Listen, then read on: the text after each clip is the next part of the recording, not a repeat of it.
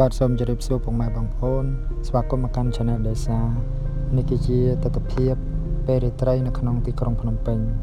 ដូច្នេះសូមពុកម៉ែបងប្អូនទស្សនាដូចតទៅ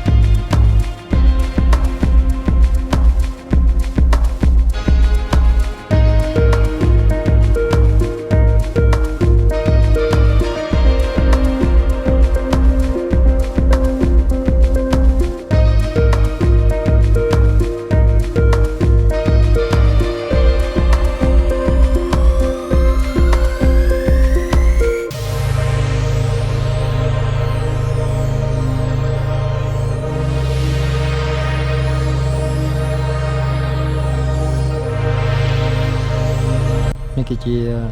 ផ្លូវឡើងទៅស្ពានជ្រោយចវាឆ្លងទៅត្រៃខាងកើតណាបងប្អូនបាទគឺមានរូបភាពមានទស្សនភាពស្អាតមែនទែនបាទពេលរាត្រីហើយចរាចរណ៍ក៏មិនសូវជាចៀតប៉ុន្មានដែរបាទវេលាថ្ងៃនេះប្រហែលជាម៉ោង8យប់ហ្នឹងបាទ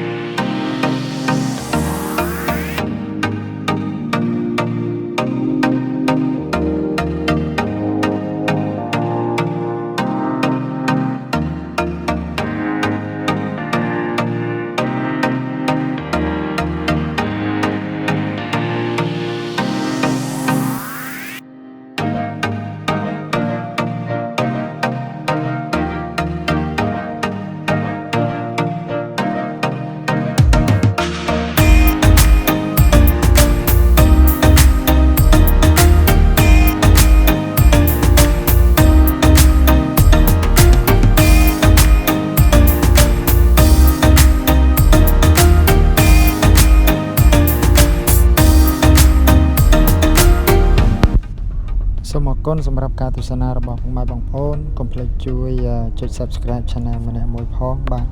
អរគុណជម្រាបលា